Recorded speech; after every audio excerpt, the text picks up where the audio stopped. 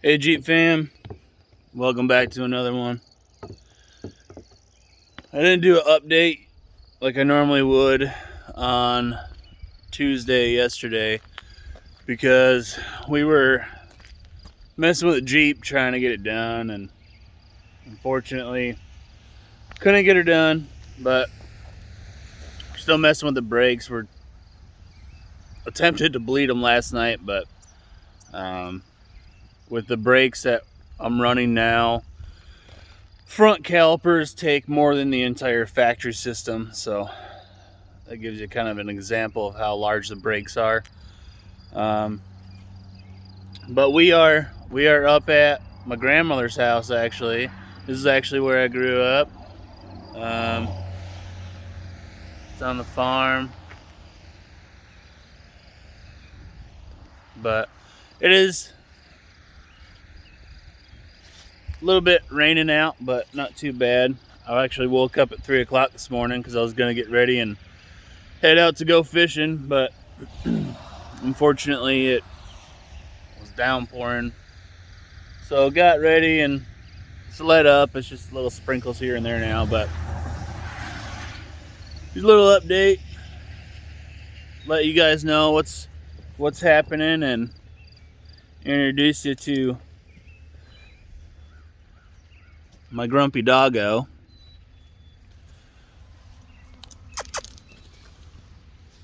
This is Max.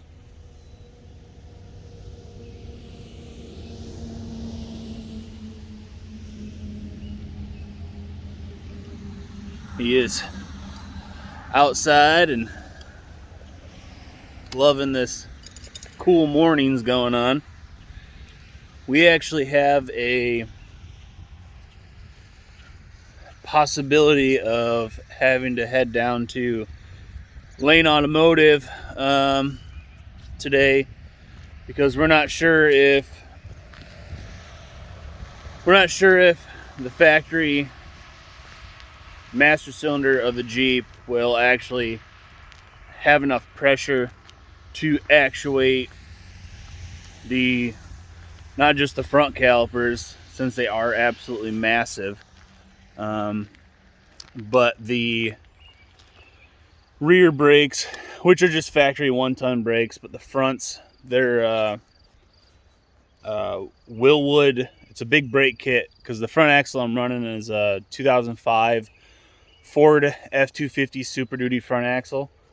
The big brake kit for those from Willwood, they run a TX6R caliper, and they are absolutely massive. It's a 6-piston caliper, and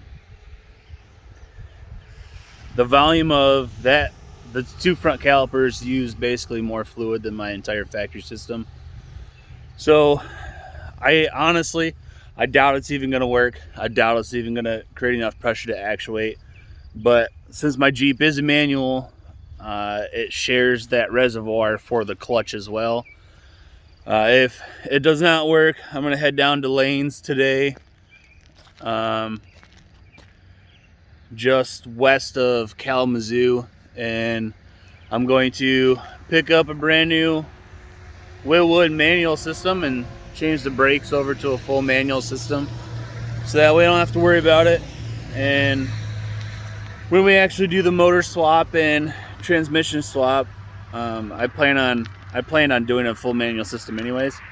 But if I have to do it beforehand, I guess I'll have to do it beforehand. But we'll see what happens later today when I get a chance to mess with it and stuff and see what we're gonna do there. But if you actually follow our Instagram, it is the same as the channel, Jeep Fam Overland. You'll actually see a little sneak peek of the wheels from Trail Ready Off-Road, a set of 20-inch bead locks that were built for the massive brakes that I'm running on the front, which are the big brake kit, the TX6R caliper. It goes onto a 16-inch rotor, so they're massive. I didn't want to run 20s, but I had to because of the brake system I decided to run. I think I kind of went overboard on the brake system. I could have went with R1 Customs or R1 Concepts, which I'm pretty sure I am regretting now, but it's all right. We're gonna get it done. And a little shout out to Jensen Brothers. They sent me this trucker hat, so little camo trucker hat, so that's pretty cool.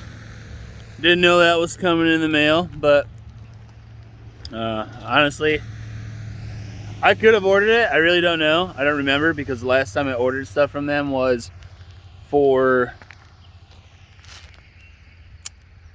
my struts for the Wrangler, and ever since then I haven't ordered anything, so I really didn't know this was coming. They also sent me 2 decals as well, so that's pretty cool. We're gonna add that to the Wrangler as well once we get her done. But everything is done. Brake lines are ran.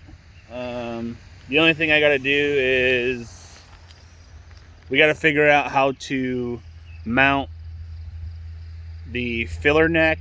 Where the filler neck goes in on a Wrangler, there's a bracket that's welded to a tube, and it bolts up to the bottom of the body to hold the filler neck in place really securely. And unfortunately, I had to cut that filler neck out because of the way my shock towers are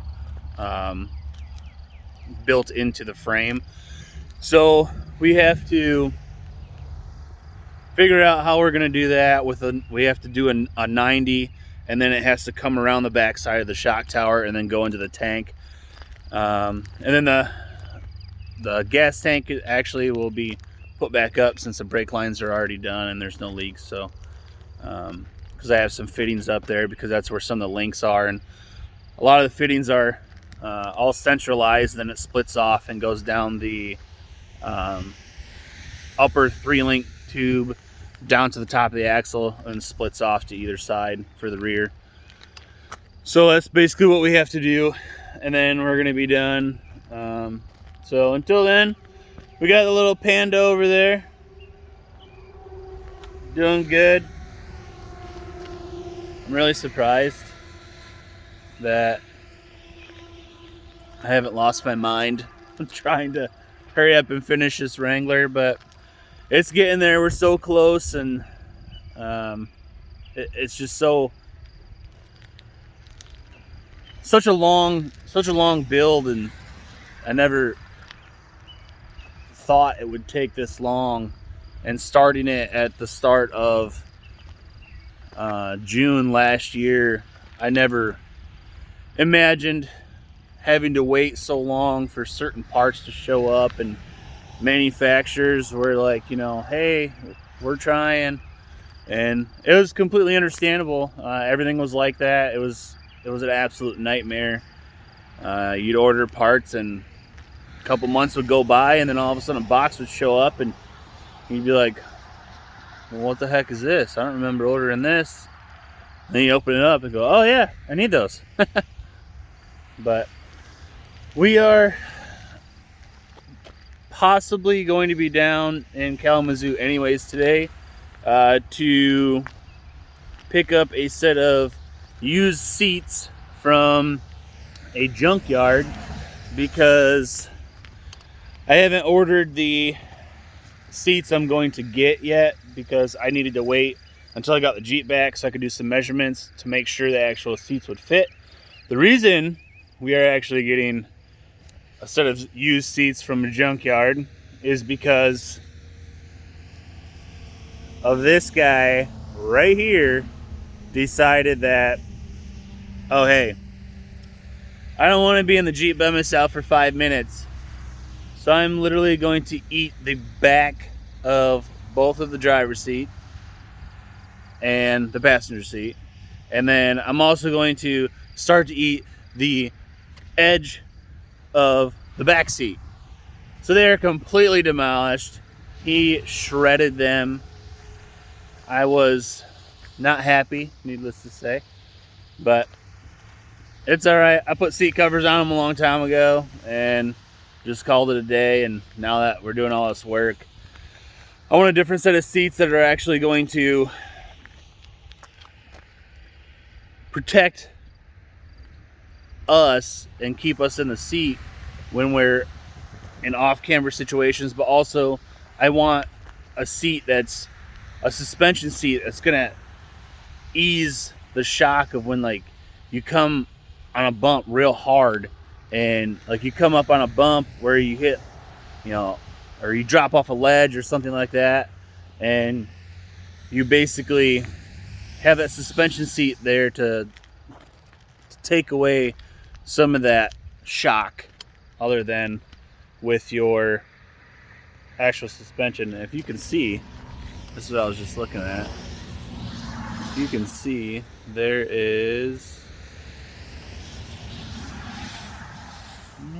trying to see, there's a deer right there across the highway. But yeah, just giving you guys a little update on what we're up to today. Today is Wednesday. I'm actually going to be uploading this in about 5 minutes. So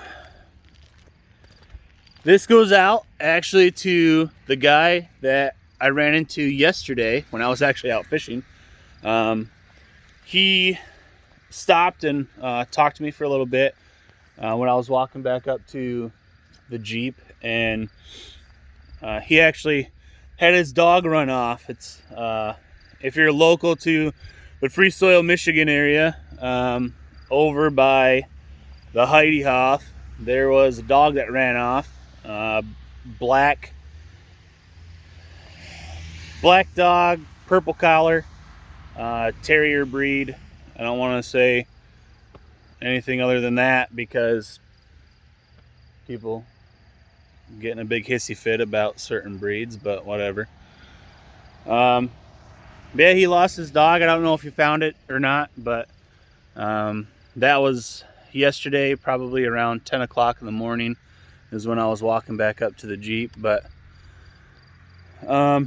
basically, we're going to be up here for a while until I believe the 18th, and then we are going to be heading out. Well, we're going to be heading down south first, back to Indiana.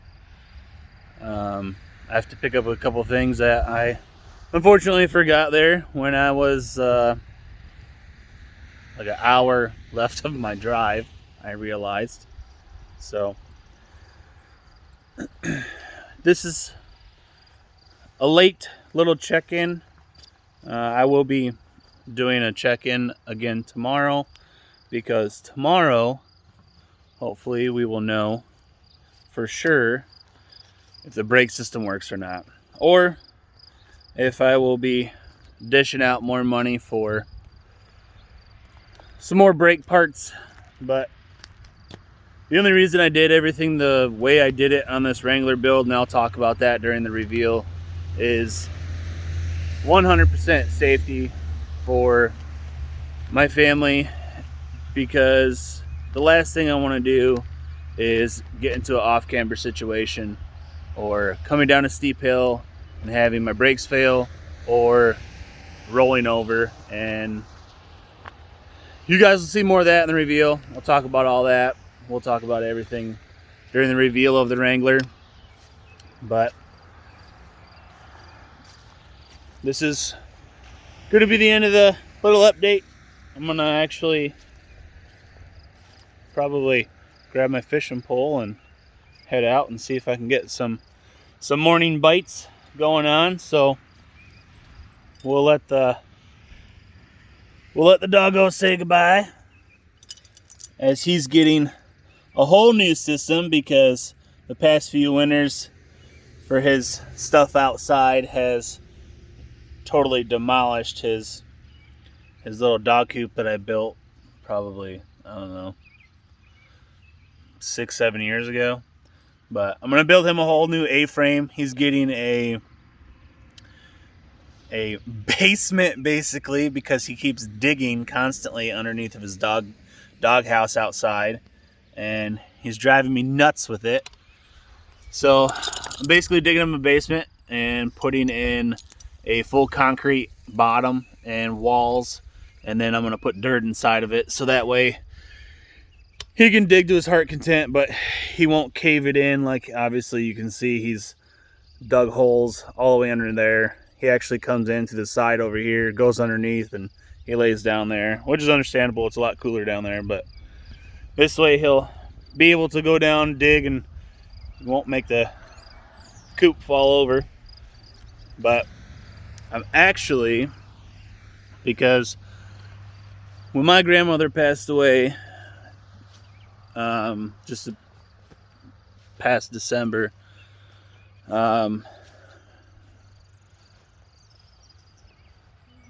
my ma actually got the first rights to buy the property. So she bought it. So this is actually my ma's.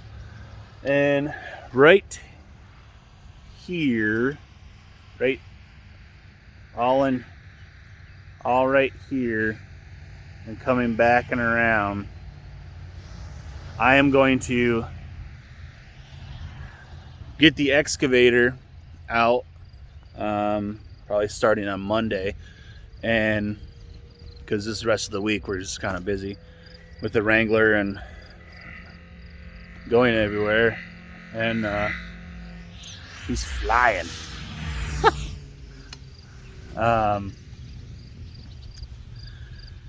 Basically, I'm gonna dig a pond for my ma, and obviously it's going to be for the dog. When he's outside, he'll actually be able to get to it, because he spends a lot of his time outside in the summer and a lot in the winter, because he has 3 layers of fur. He loves to be outside. He can't stand being inside. It drives him nuts. But the reason he is on a chain right now, and the reason that chain is so large, is because his past chain that he had, he broke, and it was one size smaller than what he's got, and he was running all over the place. And unfortunately, I can't have that, because we were actually gone. We were in Indiana at the boys' baseball game, and my mom called me, said, hey, Max is gone, chain's gone, I need to know what you want me to do. So she ended up finding him. Luckily, he eventually made it to the house, but